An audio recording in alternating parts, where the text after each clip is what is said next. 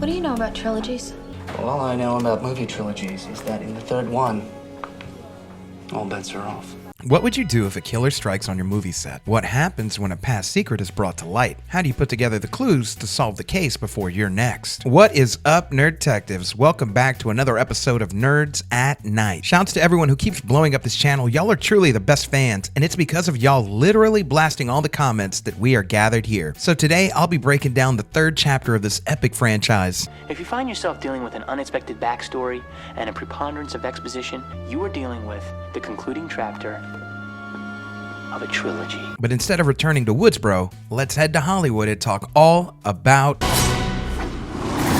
In similar fashion to our every clue breakdowns, I want to prepare you to be able to pick up all the clues the movie is giving you to help you to be able to solve who the killer is before all is revealed at the end. Now before we begin, let's talk about the making of this movie a bit because it deeply impacts a lot of our clues going forward. You see, at the time this movie was being made, Kevin Williamson, who wrote the first two Screams, had become extremely popular and busy after the success of Scream, working on other projects like I Know What You Did Last Summer, Halloween H2O, The Faculty, Teaching Miss Tingle, and his pride and joy. This left Kevin with little time in between to work on much else. So another writer named Aaron Kruger was brought in by the production company Miramax to complete the script. The only problem was Aaron wasn't very familiar with the Scream franchise. Move this man!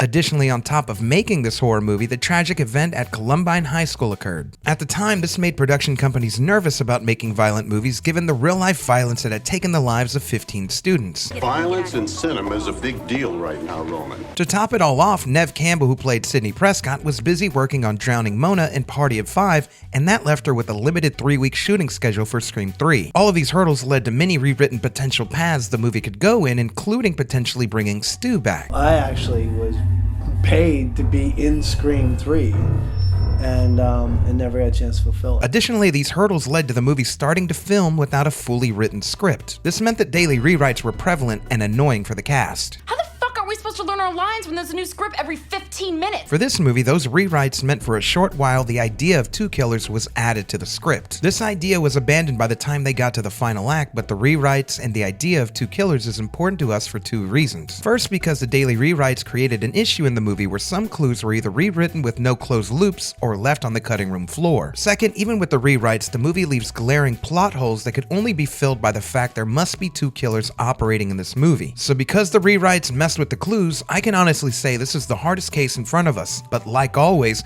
we know there are clues for us to find. So how do we as Nerd Detectives attempt to try and isolate these clues? Well, this is where we break out our handy dandy rules for solving a murder mystery. Here are some super trilogy rules. And what are those rules, you might ask? Rule number 1, you have to have suspects. Rule number 2, you have to have clues. Rule number 3, you have to have motivation. Rule number 4, you have to have opportunity. And always rule number 5, you have to have red herrings. We use all of these as part of our algorithm to solve any murder mystery. Additionally, like any good murder mystery, there's always a sleuth or detective character who's often the hero of our murder mystery. But in this film and in the franchise, we know it's not our lead. Our lead and hero, much like the first two, is still Sidney Prescott. So who is our sleuth/detective character? Gail Weathers.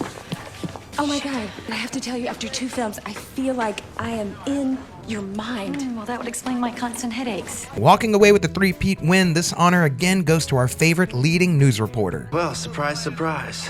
Someone dies and Gail comes running. Now that we know the rules, let's dig into this movie and find every clue in Scream 3 that this movie laid out in front of us to solve this mystery the whole time.